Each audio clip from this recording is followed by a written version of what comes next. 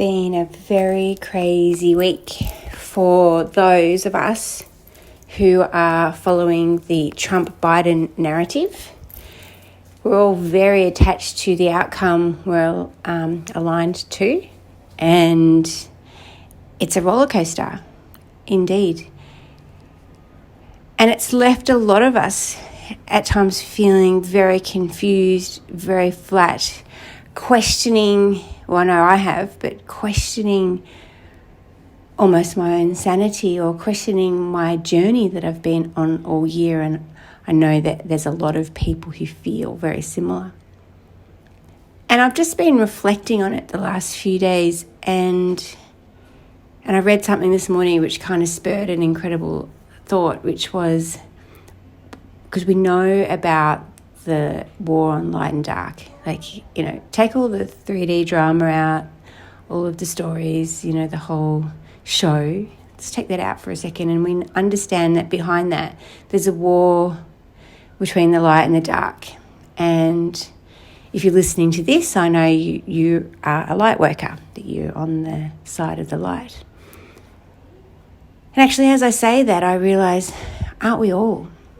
Even the dark workers are working for the light, really, because we understand that their actions facilitate awakenings. Their actions are facilitating the Great Awakening. Without their actions, there is no awakening. There is no ascension into 5D consciousness or a collective consciousness upgrade or whatever. There's so many ways that people are describing what's coming, and that's the way I'm going to describe it. I'll call it 5D ascension. So without their actions, we understand that there is no Great Awakening. But what I'm saying here is when everything around you seems very dark, and there does seem to be a lot of darkness at the moment. We've had some blows in the Trump narrative, for example, and we might be beginning to feel quite overwhelmed, that the darkness is getting more powerful, that the light is not winning, that the light is losing, that the dark is winning. When we get to moments like that, we need to remember, and this is what I did naturally, and this is what I always do actually, is to look within, because we are the light. If you want to sit in light, sit in yourself. The stuff that's going on externally doesn't make any sense, hardly ever. It does when you're listening to a particular thing on YouTube from Charlie Ward or Charlie Freak, or you might be listening to Magenta Pixie or Laurie Ladd or whoever you're listening to. In that moment, you'll go, right, that totally makes sense. I'm in alignment. I'm back on track. I'm feeling really good. But then the truth is if you walk away and you check on mainstream media or you read through some comments of some people on social media, you will realise so easily you can get thrown out of check and see that nothing's making any sense. So when you feel like that, you have only one choice, and that is to go inwards. Go inwards into the light, because that's where the light is. You are the light. We are the light. That's how we get to where we need to go. We are staying in alignment with ourselves in the light. Together we are the light. And you don't have to look very far for it. You don't have to get on YouTube and listen to someone to give you your light every day. It is already there. You are already it. You just have to know it, and you just have to be in it. That's what I'm asking us all to do, is just to relax and be in our light. Tune out for a second and meditate and concentrate on your vibration. They've been telling us that all year, to keep your vibration high. And we've heard so many things all year, and we kind of understand and we kind of don't, because it's very off-planet information. We are very much humans turning into beginning to understand our spiritual life. We've had to fast track it this year. We started off just humans going to work at the start of this year, doing our thing, hanging out with family, having some fun times, whatever. But now we're considering the fullness of who we are, the infinite, sovereign being of ourselves, the one that's been around forever, that continues on forever, that has an infinite lifespan behind it and before it. We're beginning to really grasp what that is. And that's amazing. And so many things that we've heard all year keep coming back. And for me personally, I just feel like the clarity of what those fine little messages are getting clearer and clearer and clearer.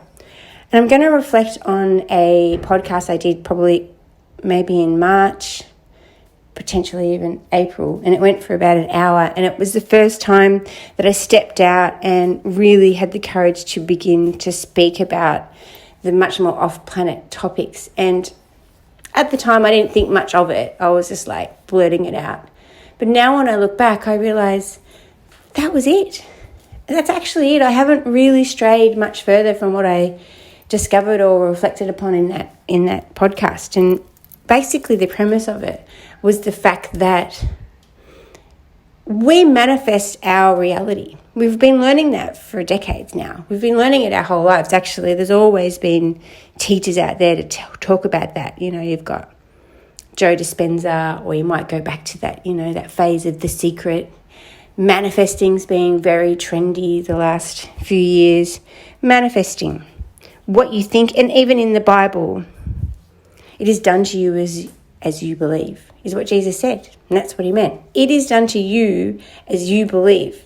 It just really can't be any clearer than that. So one of the most famous ancient scriptures told us that. So what I'm saying is, they know that.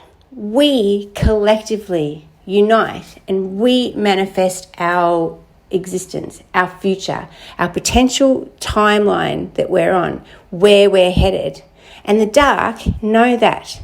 So they are throwing everything at us for us to believe that the future of us is invaded, is all of those negative narratives that they've been scaring us with.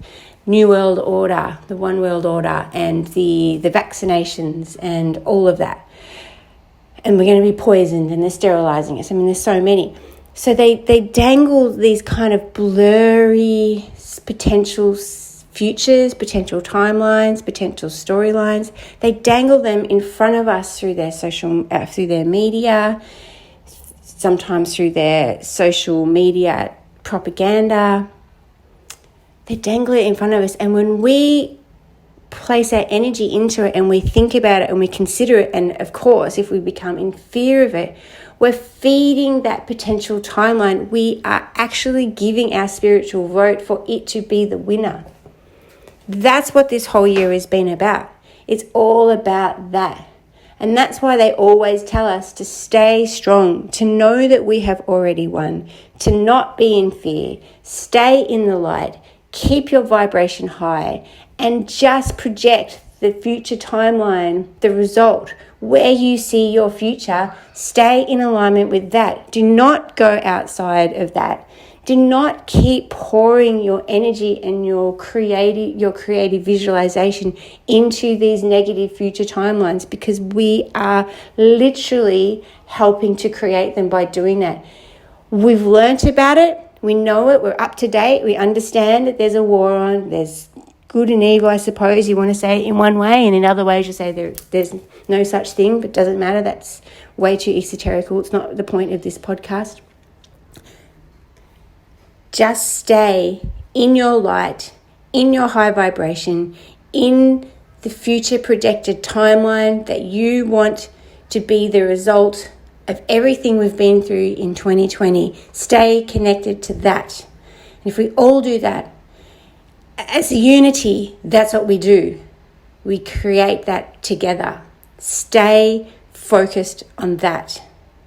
We cannot, at this stage, start to fall apart and start to begin to think that we have lost, because this is exactly what we knew was going to happen. As we got further towards December 21st, whatever that may be, there's a lot of ideas on it, but if it is in fact some kind of deadline, or that some kind of ascension date, whatever it is. And it doesn't even matter if that date is it or not. It doesn't matter. But as we get further towards or into this journey together, we knew that they were going to get louder and harder and faster at trying to keep us away from our higher power, keep us away from each other, keep us away from ourselves and our power.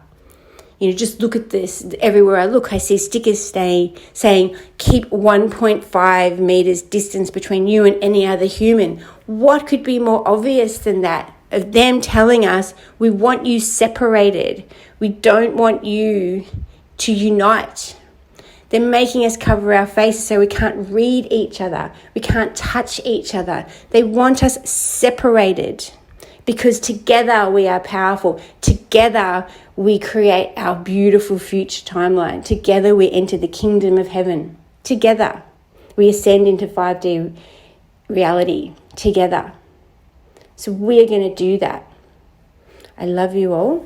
Oh, and before I go, I just want to mention the most important thing.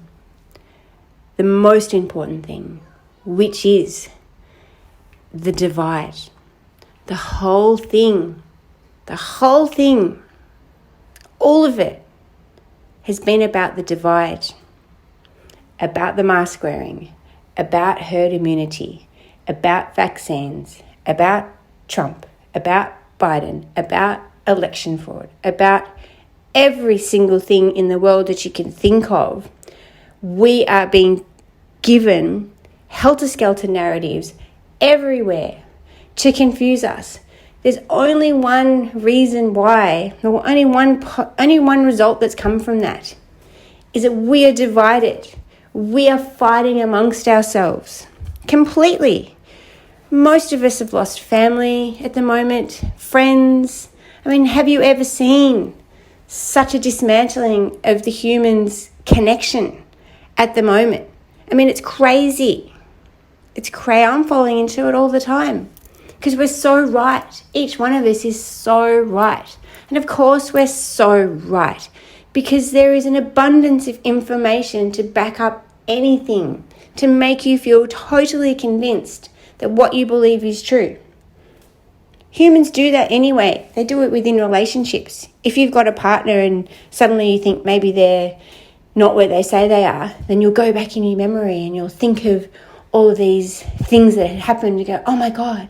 That's right, they said this, and then they said this, and that means... And then by the end of the hour, you're totally convinced of some other story that you didn't even... That's probably not even true.